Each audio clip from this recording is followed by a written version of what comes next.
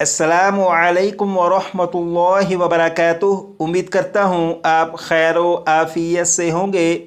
आसान और मुख्तसर तजवीदुल कुरान कोर्स की अल्हम्दुलिल्लाह ये क्लास नंबर 16 है और क्लास नंबर 16 में वक्फ़ के 2 कवायद को पढ़ेंगे।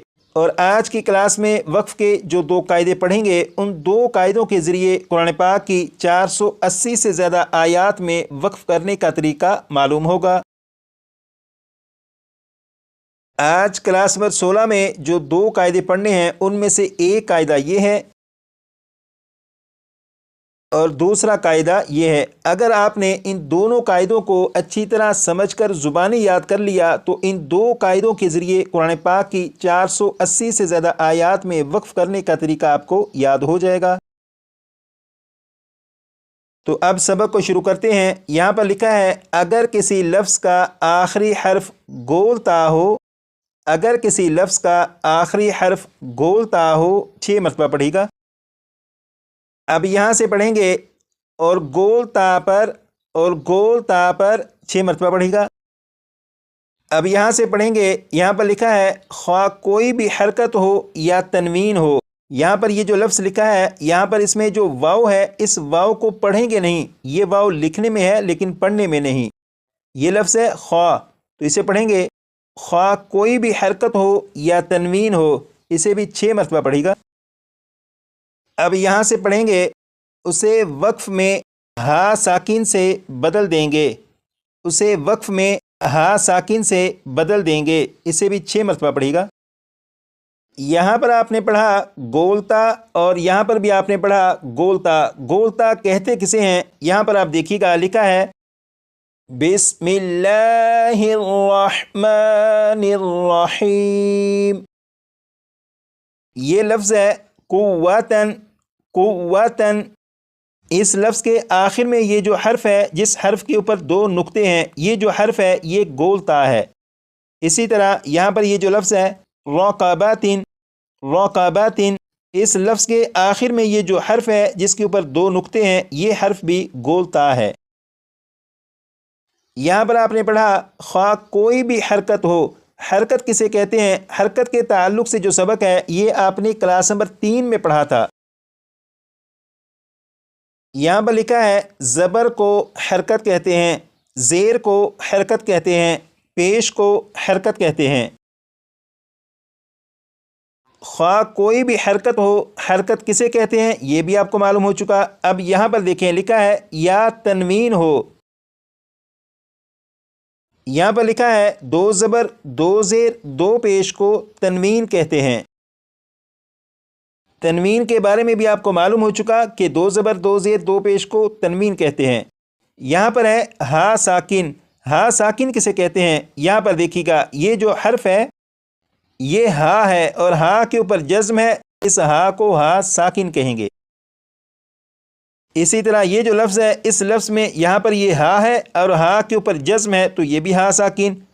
इस लफ्ज़ में भी यहाँ पर आखिर में हा के ऊपर जज्म है तो ये भी हा साकिन है।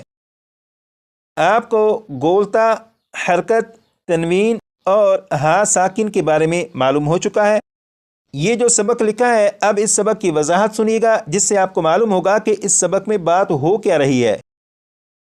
आपने पढ़ा था अगर किसी लफ्ज़ का आखिरी हर्फ गोल ता हो और गोल ता पर ख्वा कोई भी हरकत हो या तनवीन हो, उसे वक्फ़ में हा साकिन से बदल देंगे। इसका मतलब यह है कि कुरान पाक को पढ़ते हुए अगर आपने किसी लफ्ज़ पर वक्फ़ करना हो तो उस लफ्ज़ का आखिरी हर्फ अगर गोल ता हो तो उस गोल ता के ऊपर चाहे ज़बर, ज़ेर या पेश, चाहे 2 ज़बर 2 ज़ेर या 2 पेश, इन 6 अलामतों में से कोई भी अलामत आ जाए तो वक्फ़ में उस गोल ता को नहीं पढ़ेंगे बल्कि वक्फ़ में उसे हा साकिन से बदल देंगे। एक मरतबा फिर सुनिएगा कि कुरान पाक को पढ़ते हुए अगर किसी लफ्ज़ पर वक्फ़ करना हो और उस लफ्ज़ का आखिरी हर्फ गोल ता हो और गोल ता के ऊपर चाहे ज़बर, ज़ेर या पेश आ जाए, चाहे 2 ज़बर 2 ज़ेर या 2 पेश आ जाए, यानी इन 6 अलामात में से कोई भी अलामत आ जाए तो वक्फ़ करने की हालत में गोल ता को नहीं पढ़ेंगे बल्कि वक्फ़ में उसे हा साकिन से बदल देंगे।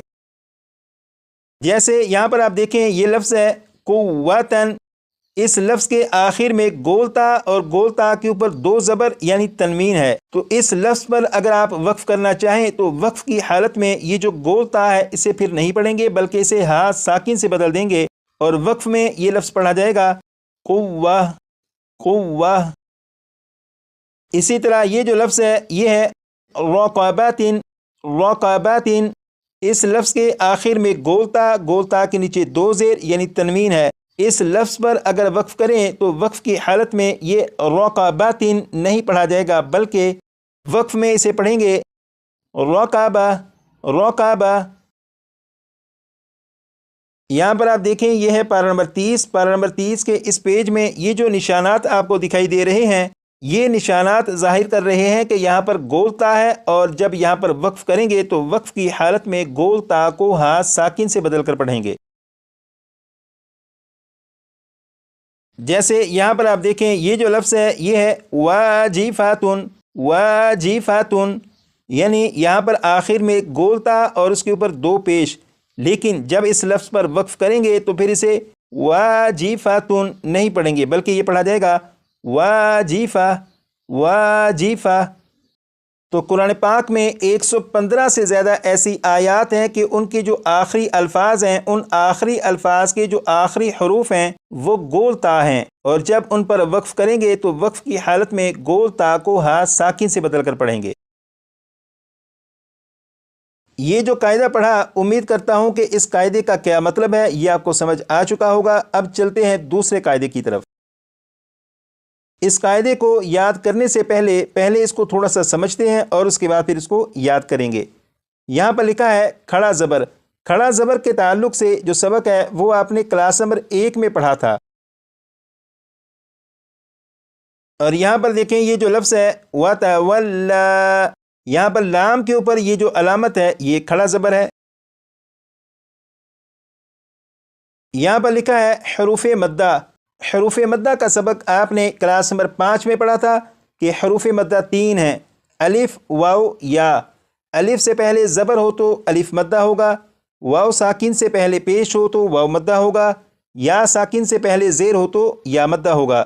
حروف مدہ کا جو سبق ہے وہ کلاس نمبر 5 میں آپ پڑھ چکے ہیں، اور یقیناً آپ کو وہ سبق یاد بھی ہوگا، تو حروف مدہ کے بارے میں آپ کو معلوم ہو چکا۔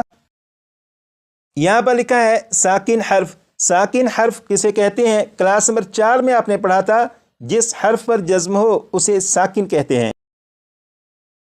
کھڑا زبر، حروف مدہ اور ساکن حرف کے بارے میں یقیناً آپ کو پہلے بھی معلوم ہے، اور اب دوبارہ سے اس کی وضاحت کی گئی۔ اب یہاں سے اسے پڑھنا شروع کریں گے۔ کھڑا زبر، حروف مدہ اور ساکن حرف وقف میں تبدیل نہیں ہوتے۔ کھڑا زبر، حروف مدہ اور ساکن حرف وقف میں تبدیل نہیں ہوتے۔ 6 مرتبہ پڑھیے گا۔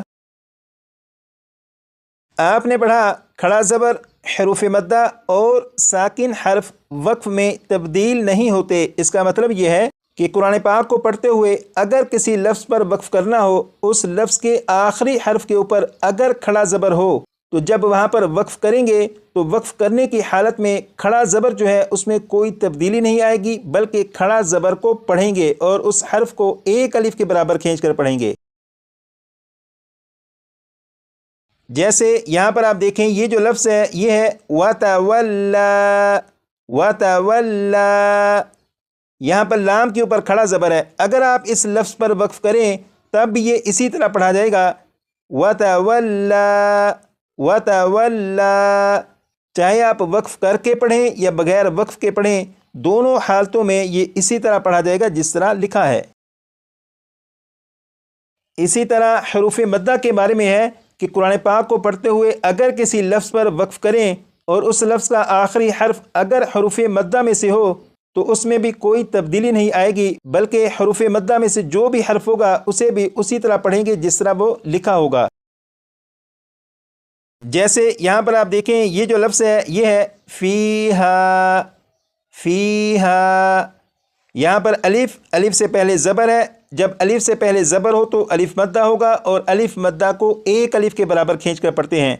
اگر آپ اس لفظ کو وقف کر کے پڑھیں یا بغیر وقف کے پڑھیں، دونوں حالتوں میں یہ اسی طرح پڑھا جائے گا جس طرح لکھا ہے فیہا فیہا۔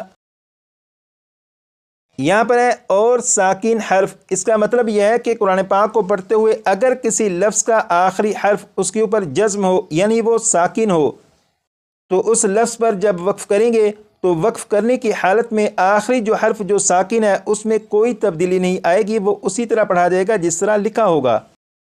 جیسے یہ جو لفظ ہے یہ ہے فحدث، فحدث، یہاں پر آخر میں سا کے اوپر جزم ہے یعنی یہ سا ساکن ہے۔ اگر آپ اس لفظ کو وقف میں پڑھیں یا وقف کے بغیر پڑھیں، دونوں حالتوں میں یہ اسی طرح پڑھا جائے گا جس طرح لکھا ہے، یعنی فحدث، فحدث۔